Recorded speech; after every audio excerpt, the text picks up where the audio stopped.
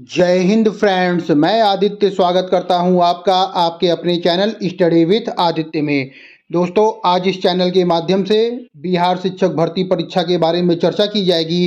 दोस्तों, ये मेरी छठी क्लास है जिसमें मैं सामान्य अध्ययन की क्लास लेकर आ रहा हूं और इसमें मैं डेली 50 क्वेश्चन को लेकर आ रहा हूं। वीडियो बहुत ही अधिक इम्पोर्टेंट है क्योंकि यह वीडियो सभी एनसीईआरटी के बेस पर इसमें क्वेश्चन है।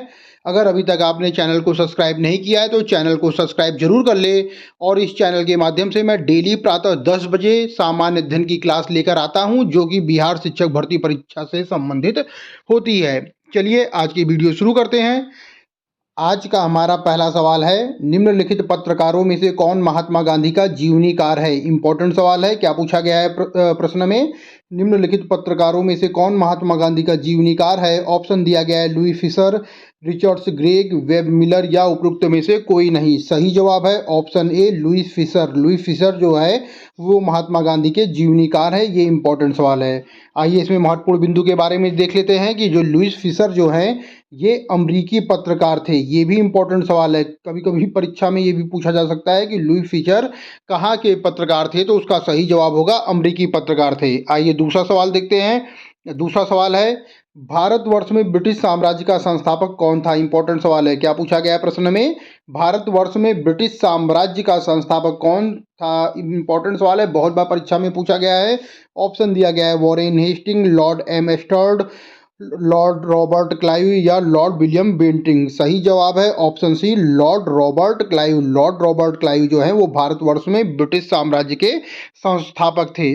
प्रश्न संख्या 3 है, सांप्रदायिक अधिनिर्णय की घोषणा के पश्चात निम्नलिखित में से किसे संपादित किया गया। इंपॉर्टेंट सवाल है। क्या पूछा गया प्रश्न में? सांप्रदायिक अधिनिर्णय की घोषणा के पश्चात निम्नलिखित में से किसे संपादित किया गया। ऑप्शन दिया गया है लखनऊ समझौता, कराची समझौता, लाहौर समझौता या पूना समझौता। सही जवाब है ऑप्शन डी पूना समझौता।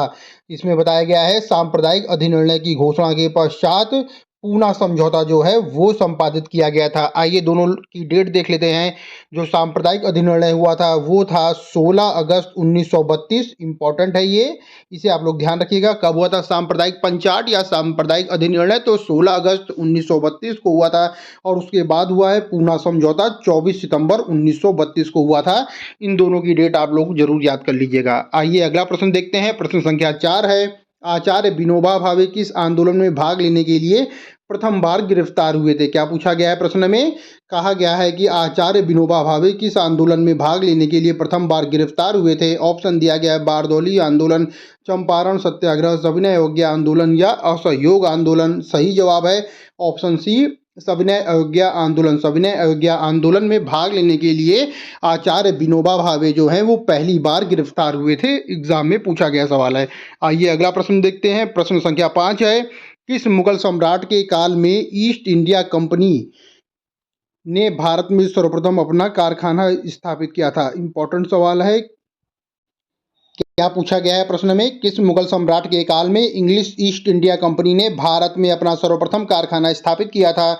ऑप्शन दिया गया है अकबर, जहांगीर, औरंगजेब या शाहजहां। सही जवाब है ऑप्शन बी जहांगीर। जहांगीर के शासनकाल में इंग्लिश ईस्ट इंडिया कंपनी ने भारत में अपना पहला कारखाना स्थापित किया था। आइए अगला प्रश्न देखते हैं। प्रश्न संख्या 6 है, आनंद मठ उपन्यास की कथा वस्तु किस पर आधारित है। मोस्ट इंपॉर्टेंट सवाल है। ये बार बार परीक्षा में पूछा गया सवाल है। परीक्षा में इस बार भी पूछा जा सकता है। क्या पूछा गया है? आनंद मठ उपन्यास की कथा वस्तु किस पर आधारित है। ऑप्शन दिया गया है चुआर विद्रोह पर, सन्यासी विद्रोह पर, पालीगढ़ विद्रोह पर या तालुकेदारों के विद्रोह पर। सही जवाब है ऑप्शन बी सन्यासी विद्रोह पर।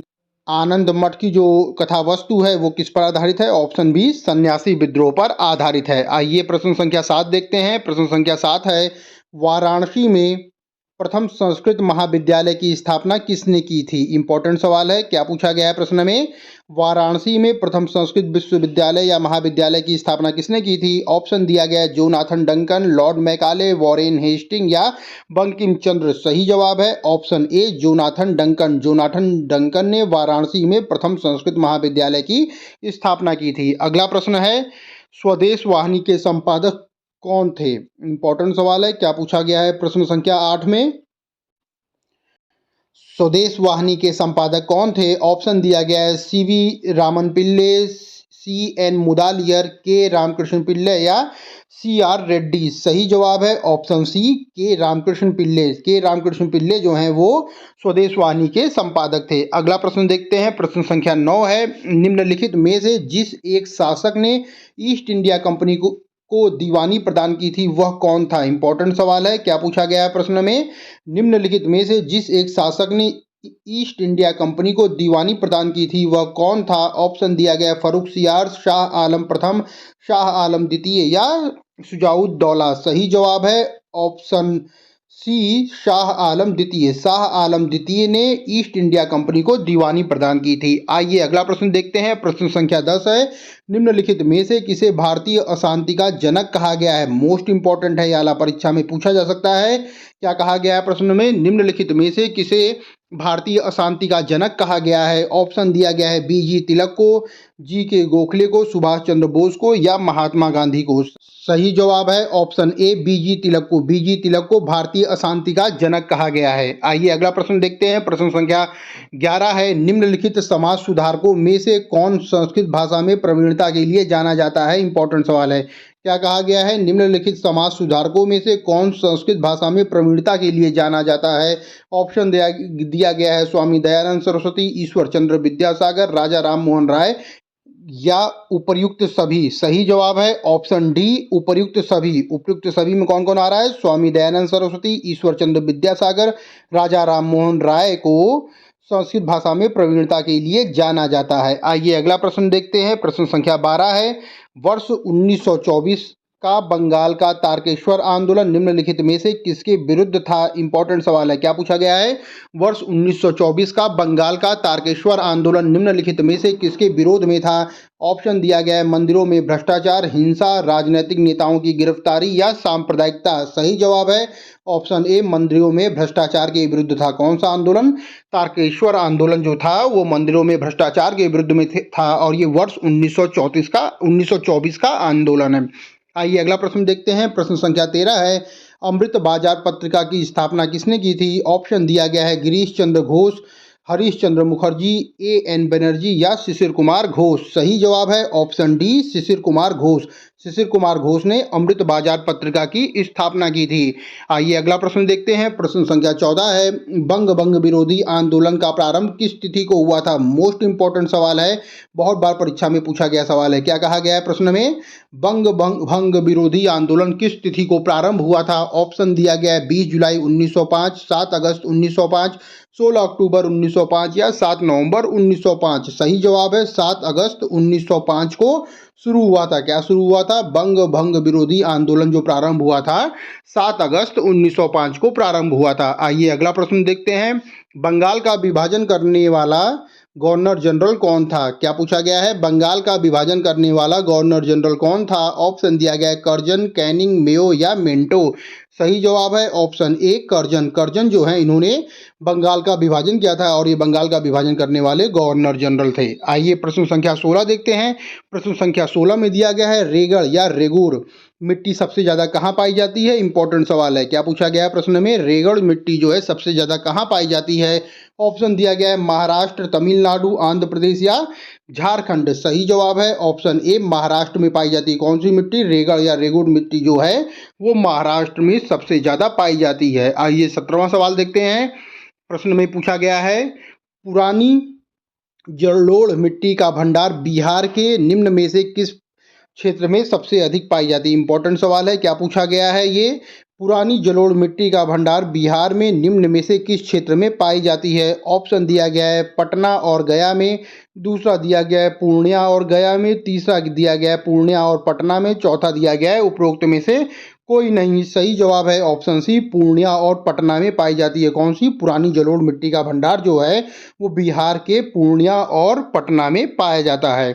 आइए अगला प्रश्न देखते हैं, प्रश्न संख्या 18 है, थार मरुस्थल की सिंचाई करने वाली इंदिरा गांधी नहर का उद्गम स्थल क्या है। इंपॉर्टेंट सवाल है, प्रश्न में क्या पूछा गया है, थार मरुस्थल की सिंचाई करने वाली इंदिरा गांधी नहर का उद्गम स्थल क्या है। ऑप्शन दिया गया है भाखड़ा बांध, हरिके बैराज, हथनी कुंड बैराज या रणजीत सागर बांध।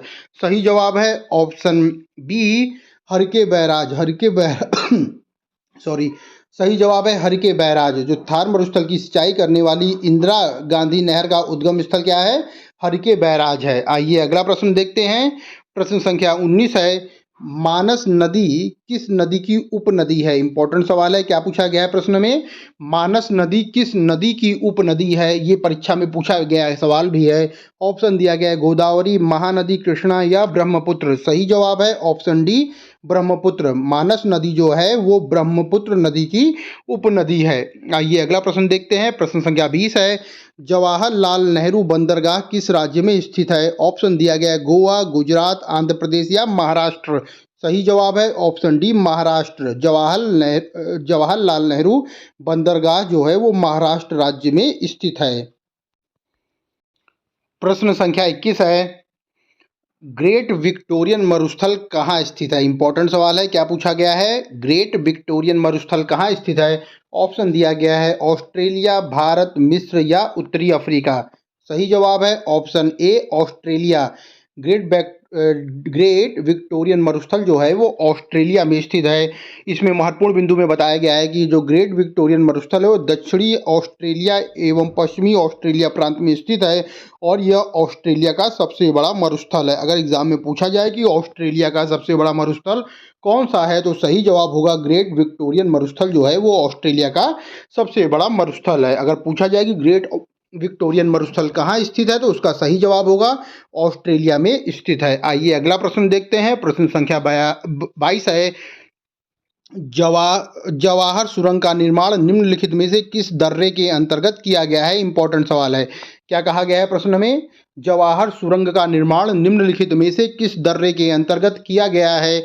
ऑप्शन दिया गया है सिपलीला दर्रा, बारालाचाला, तीसरा दिया गया है बनिहाल दर्रा या चौथा दिया है रोहतांग दर्रा। सही जवाब है ऑप्शन सी, बनिहाल दर्रा। जवाहर सुरंग का निर्माण जो किया गया है वो बनिहाल दर्रे के अंतर्गत किया गया है। प्रश्न संख्या 23 है। रेगूर किसका नाम है? पूछा गया है रेगूर किसका नाम है। ऑप्शन दिया गया है लाल मिट्टी का, काली मिट्टी का, कछारी मिट्टी का या लेटेराइट मिट्टी का। सही जवाब है ऑप्शन बी, काली मिट्टी का। रेगूर जो नाम है वो काली मिट्टी का है। अगला प्रश्न है। चंबल नदी पर राणा प्रताप सागर जल विद्युत परियोजना किस राज्य में स्थित है? इंपॉर्टेंट सवाल है। क्या पूछा गया है प्रश्न में? चंबल नदी पर राणा प्रताप सागर जल विद्युत परियोजना किस राज्य में स्थित है? ऑप्शन दिया गया है मध्य प्रदेश, राजस्थान, उत्तर प्रदेश या छत्तीसगढ़। सही जवाब है ऑप्शन बी, राजस्थान राज्य। चंबल नदी पर राणा प्रताप सागर जल विद्युत परियोजना जो है वो राजस्थान राज्य में स्थित है। आइए अगला प्रश्न देखते हैं। प्रश्न संख्या 25 है। रूस के किस शहर को उत्तर का वेनिस कहा जाता है? मोस्ट इंपॉर्टेंट सवाल है। क्या पूछा गया है प्रश्न में? रूस के किस शहर को उत्तर का वेनिस कहा जाता है तो इसका सही जवाब है सेंट पीटर्सबर्ग। सेंट पीटर्सबर्ग को उत्तर का वेनिस कहा जाता है और ये सेंट पीटर्सबर्ग जो है वो रूस शहर में स्थित है। आइए अगला प्रश्न देखते हैं। प्रश्न संख्या 26 है। अफ्रीका की मूलभूत जनजाति पिग्मी किस नदी घाटी में पाई जाती है? मोस्ट इंपॉर्टेंट सवाल है। क्या कहा गया है कि अफ्रीका की मूलभूत जनजाति जो पिग्मी है वो किस नदी घाटी में पाई जाती है? ऑप्शन दिया गया है नाइजर, नील, कांगो या जाम्बेजी। सही जवाब है ऑप्शन सी, कांगो। कांगो नदी घाटी में पाई जाती है। कौन सी जनजाति? पिग्मी जनजाति जो है वो कांगो नदी घाटी में पाई जाती है। अगला प्रश्न देखते हैं। प्रश्न संख्या 27 है। झारखंड के झरिया क्षेत्र में मुख्यतः क्या पाया जाता है? बहुत बार पूछा गया सवाल है एग्जाम में। क्या पूछा गया है? झारखंड के झरिया क्षेत्र में मुख्यतः क्या पाया जाता है? ऑप्शन दिया गया है रेशम, कोयला, थोरियम या सोना। सही जवाब है ऑप्शन बी, कोयला पाया जाता है। झारखंड के झरिया क्षेत्र में मुख्यतः कोयला पाया जाता है। आइए अगला प्रश्न देखते हैं। प्रश्न संख्या 28 है जो कि साइंस से संबंधित है। क्या पूछा गया है? यदि रेफ्रिजरेटर के दरवाजे को कुछ घंटे के लिए खुला छोड़ देते हैं तो कमरे के तापमान में क्या होता है? कमरे का तापमान कम हो जाएगा, बढ़ जाएगा, वही रहेगा या चौथा ऑप्शन दिया गया है केवल रेफ्रिजरेटर के आसपास के क्षेत्र में घट जाएगा। सही जवाब है ऑप्शन बी, बढ़ जाएगा। क्या कहा गया है प्रश्न में? यदि रेफ्रिजरेटर के दरवाजे को कुछ घंटे के लिए खुला छोड़ देते हैं तो कमरे का तापमान बढ़ जाएगा।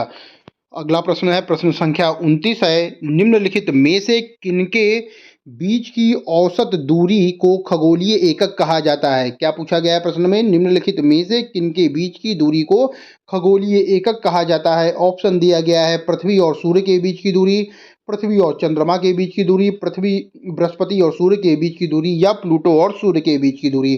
सही जवाब है ऑप्शन ए, पृथ्वी और सूर्य के बीच की दूरी को खगोलीय एकक कहा जाता है। आइए अगला प्रश्न देखते हैं। प्रश्न संख्या 30 है। कार्य में दृश्यावलोकन के लिए किस प्रकार के शीशे का उपयोग किया जाता है? इंपॉर्टेंट सवाल है। क्या पूछा गया है प्रश्न में? कार में दृश्यावलोकन के लिए किस प्रकार के शीशे का उपयोग किया जाता है? ऑप्शन दिया गया है अवतल दर्पण, बेलनाकार दर्पण, उत्तल दर्पण या समतल दर्पण। सही जवाब है उत्तल दर्पण, ऑप्शन सी, उत्तल दर्पण। कार में दृश्यावलोकन के लिए उत्तल दर्पण के शीशे का प्रयोग किया जाता है। आइए अगला प्रश्न देखते हैं। प्रश्न संख्या 31 है। हवाई जहाज से यात्रा करते समय पेन की स्याही निकलने लगती है, ऐसा क्यों होता है? इंपॉर्टेंट है, इंपॉर्टेंट सवाल है। क्या पूछा गया है? हवाई जहाज से यात्रा करते समय पेन की स्याही निकलने लगती है, ऐसा क्यों होता है? तो बताया गया है इसमें ऑप्शन, वायु दाब में कमी के कारण, वायु दाब में वृद्धि के कारण, स्याही के आयतन में वृद्धि के कारण, अत्यधिक भार के कारण। सही जवाब है ऑप्शन ए, वायु दाब में कमी के कारण। ऊपर जाने पर वायु के दाब में कमी होती है, जिस कारण से पेन की स्याही निकलने लगती है। आइए अगला प्रश्न देखते हैं। प्रश्न संख्या 32 है। वस्तु की मात्रा बदलने पर क्या अपरिवर्तित रहता है? ऑप्शन दिया गया है आयतन, भार, द्रव्यमान या घनत्व। सही जवाब है ऑप्शन डी, घनत्व। अगर वस्तु की मात्रा बदलती है तो उसके घनत्व पर कोई प्रभाव नहीं पड़ता है, वह अपरिवर्तित रहता है।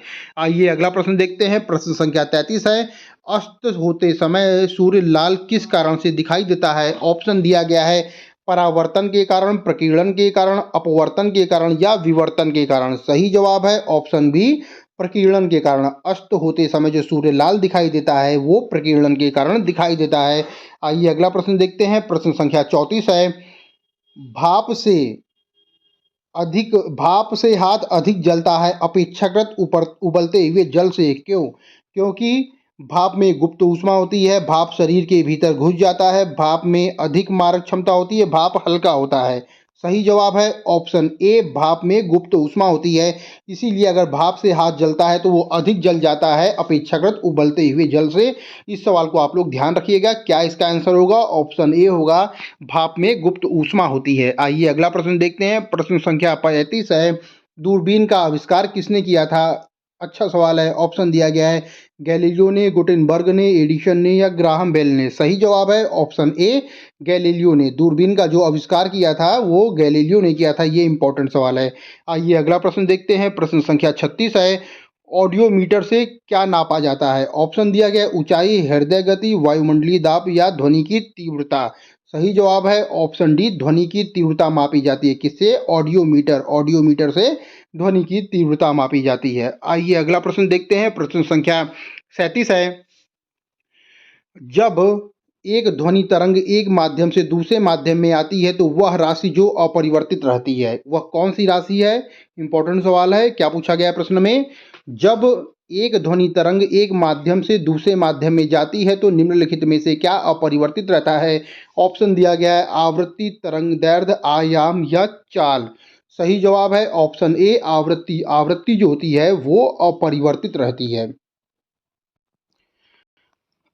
आइए अगला प्रश्न देखते हैं। प्रश्न संख्या 38 है।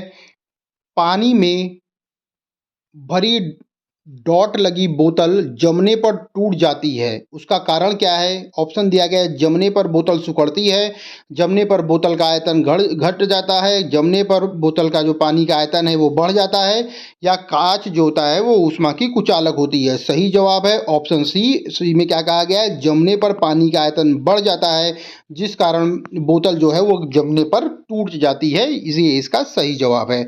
आइए अगला प्रश्न देखते हैं। प्रश्न संख्या 39 है।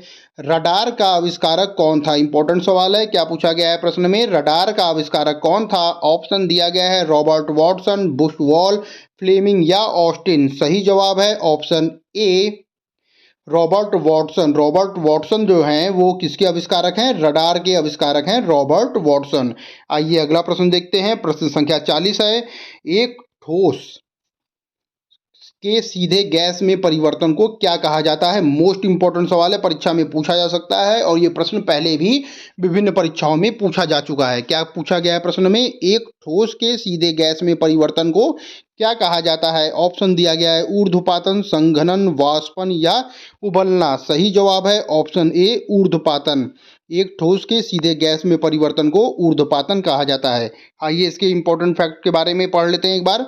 ऊर्ध्वपातन वह प्रक्रिया है जिसके द्वारा ठोस पदार्थ द्रव में परिवर्तित हुए बिना ही सीधे गैसीय अवस्था में परिवर्तित हो जाता है तथा गैसीय अवस्था से सीधे ठोस अवस्था में आ जाता है। यानी कि जो ऊर्ध्वपातन वह प्रक्रिया होती है जिसमें जो ठोस पदार्थ है वह गैस में परिवर्तित ना वह द्रव्य में परिवर्तित ना होकर के सीधे गैस में परिवर्तित हो जाता है और सीधे गैसीय अवस्था से ठोस अवस्था में आ जाता है, वही प्रक्रिया ऊर्ध्वपातन कहलाती है। आइए अगला प्रश्न देखते हैं। प्रश्न संख्या 41 है। दूरदृष्टि दोष से पीड़ित व्यक्ति को कठिनाई होती है। क्या चीज देखने में कठिनाई होती है? दूर की वस्तु को स्पष्ट रूप से देखने में तक कठिनाई होती है, पास की वस्तु को स्पष्ट रूप से देखने में कठिनाई होती है, दूर एवं पास दोनों ही वस्तु को देखने में स्पष्ट रूप से कठिनाई होती है या उपरोक्त सभी। सही जवाब है ऑप्शन बी, पास की वस्तु को देखने में कठिनाई होती है। दूरदृष्टि दोष से पीड़ित व्यक्ति को पास की वस्तु देखने में कठिनाई होती है। आइए अगला प्रश्न देखते हैं। प्रश्न संख्या 42 है। प्रकाश की गति किसके बीच जाते हुए न्यूनतम होगी? क्या पूछा गया है प्रश्न में? प्रकाश की गति निम्नलिखित में से किसके बीच जाते हुए न्यूनतम होगी? ऑप्शन दिया गया है कांच, निर्वात, जल या वायु। सही जवाब है ऑप्शन ए कांच। जो प्रकाश की गति है वो कांच में जाते हुए न्यूनतम हो जाएगी। आइए अगला प्रश्न देखते हैं। प्रश्न संख्या 43 है। करंट अफेयर से संबंधित प्रश्न आ गया है दोस्तों, ये भी बिहार के लिए बहुत ही अधिक। आइए अगला प्रश्न देखते हैं। प्रश्न संख्या 43 है। हाल ही में किस राज्य सरकार ने ये घोषणा की है कि वह गिलबर्ट पहाड़ी को पर्यटक स्थल के रूप में विकसित करेगी? मोस्ट इंपॉर्टेंट सवाल है दोस्तों, यहाँ से करंट अफेयर्स शुरू हो रही है। ये करंट अफेयर्स भी बिहार परीक्षा के लिए बहुत ही अधिक इंपॉर्टेंट है, इसलिए सभी करंट अफेयर्स को आप लोग ध्यान से पढ़िएगा, सुनिएगा। और ये करंट अफेयर्स ज़्यादा पुराना नहीं है, अभी हाल ही का है, जुलाई, अगस्त, सितंबर, अक्टूबर से संबंधित ही है, इसलिए इनके परीक्षा में आने की बहुत ही अधिक उम्मीद है। आप सभी इन करंट अफेयर्स को भी जरूर ध्यान रखिए और अगर अभी तक आपने वीडियो को सब्सक्राइब नहीं किया है तो वीडियो को सब्सक्राइब जरूर कर लीजिए, क्योंकि चैनल के माध्यम से मैं डेली करंट अफेयर्स और वीकली करंट अफेयर्स साथ ही साथ बिहार परीक्षा से भी संबंधित प्रश्न को लेकर आता हूं। और साथ ही साथ दोस्तों, इससे पहले मैं 5 क्लास और भी ले चुका हूं, अगर अभी तक आपने उन 5 क्लास को नहीं देखा है तो प्ले लिस्ट में जाकर आप उन 5 क्लासों को जरूर देख लीजिएगा। आइए प्रश्न देखते हैं। प्रश्न संख्या 43 है। हाल ही में किस राज्य सरकार ने घोषणा की है कि वह गिलबर्ट पहाड़ी को पर्यटक स्थल के रूप में विकसित करेगी? ऑप्शन दिया गया है मध्य प्रदेश, हिमाचल प्रदेश, महाराष्ट्र या गुजरात। सही जवाब है ऑप्शन सी महाराष्ट्र। महाराष्ट्र राज्य सरकार ने यह घोषणा की है कि वह गिलबर्ट पहाड़ी को पर्यटक स्थल के रूप में विकसित करेगी। प्रश्न संख्या 44 है। किस देश ने अपने सरकारी कर्मचारियों को आईफोन के इस्तेमाल पर रोक लगा दी है? इंपॉर्टेंट सवाल है। क्या पूछा गया है प्रश्न में? किस देश ने अपने सरकारी कर्मचारियों को आईफोन इस्तेमाल करने पर रोक लगा दी है? ऑप्शन दिया गया है तुर्की, ब्राज़ील, चीन या जापान। सही जवाब है ऑप्शन सी चीन। जो चीन देश है इसने अपने सरकारी कर्मचारियों को आईफोन इस्तेमाल करने पर रोक लगा दी है। आइए अगला प्रश्न देखते हैं। प्रश्न संख्या 45 है। निम्नलिखित में से कौन सा भारतीय बल्लेबाज वनडे में सबसे तेज 13,000 रन बनाने वाला खिलाड़ी बन गया है? इंपॉर्टेंट सवाल है। क्या पूछा गया प्रश्न में? निम्नलिखित में से कौन भारतीय बल्लेबाज वनडे क्रिकेट में सबसे तेज 13,000 रन बनाने वाला खिलाड़ी बन गया है? ऑप्शन दिया गया है रोहित शर्मा, विराट कोहली, केएल राहुल या सचिन तेंदुलकर। सही जवाब है ऑप्शन बी विराट कोहली। विराट कोहली जो है वो वनडे में सबसे तेज 13,000 रन बनाने वाला खिलाड़ी बन गया है और इसने शतकों का अर्धशतक भी मार गया, यानी कि इनके शतकों की कुल संख्या अब 50 हो गई है और सर्वाधिक शतक मारने का रिकॉर्ड भी इन्होंने विश्व में तोड़ दिया है। पहले ये भारतीय बल्लेबाज सचिन तेंदुलकर जी के नाम था, अब ये नाम हो गया है, रिकॉर्ड ये नाम हो गया है, विराट कोहली के नाम हो गया है। आइए अगला प्रश्न देखते हैं। प्रश्न संख्या 46 है। निम्नलिखित में से कौन सा देश भारत में अंतरिक्ष पर्यटन सेवाएं शुरू करेगा? इंपॉर्टेंट सवाल है। क्या पूछा गया प्रश्न में? निम्नलिखित में से कौन सा देश भारत में अंतरिक्ष पर्यटन सेवाएं शुरू करेगा? ऑप्शन दिया गया है यूके, रूस, यूएसए या चीन। सही जवाब है ऑप्शन सी यूएसए। यूएसए जो है वो भारत में अंतरिक्ष पर्यटन सेवाएं शुरू करेगा। आइए अगला प्रश्न देखते हैं। प्रश्न संख्या 47 है। हर साल किस तारीख को राष्ट्रीय वन शहीद दिवस मनाया जाता है? इंपॉर्टेंट सवाल है। क्या पूछा गया है प्रश्न में? हर साल किस तारीख को राष्ट्रीय वन शहीद दिवस मनाया जाता है? ऑप्शन दिया गया है 11 सितंबर, 12 सितंबर, 13 सितंबर या 14 सितंबर। सही सही जवाब है ऑप्शन ए 11 सितंबर। 11 सितंबर को राष्ट्रीय वन शहीद दिवस मनाया जाता है प्रत्येक वर्ष। आइए अगला प्रश्न देखते हैं। प्रश्न संख्या 48 है। किस देश ने सितंबर 2023 में ग्लोबल बायोफ्यूल अलायंस लॉन्च किया है? इंपॉर्टेंट सवाल है। क्या पूछा गया है? किस देश ने सितंबर 2023 में ग्लोबल बायोफ्यूल अलायंस लॉन्च किया है? ऑप्शन दिया गया है यूएसए, भारत, जर्मनी या रूस। सही जवाब है ऑप्शन बी भारत। भारत ने सितंबर 2023 में ग्लोबल बायोफ्यूल अलायंस को लॉन्च किया है। आइए प्रश्न संख्या 49 देखते हैं। हाल ही में किस देश के शोधकर्ताओं ने स्टेम कोशिकाओं से कृत्रिम भ्रूण बनाया है? ऑप्शन दिया गया है चीन, इजराइल, जर्मनी या इटली। सही जवाब है ऑप्शन बी इजराइल। इजराइल देश के शोधकर्ताओं ने स्टेम कोशिकाओं से कृत्रिम भ्रूण बनाया है। आज का अंतिम प्रश्न है प्रश्न संख्या 50। देश की पहली सोलर सिटी सांची निम्नलिखित में से किस राज्य में स्थित है? मोस्ट इंपॉर्टेंट सवाल है, परीक्षा में पूछा जाने वाला सवाल है। क्या कहा गया है प्रश्न में?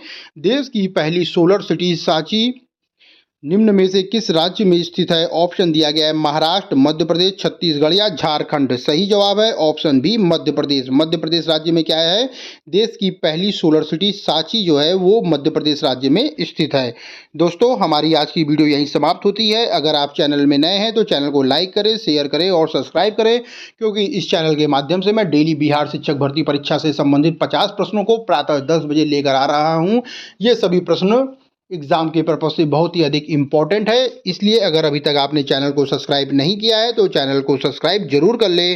Study with Aditya. Thank you friends. जय हिंद फ्रेंड्स।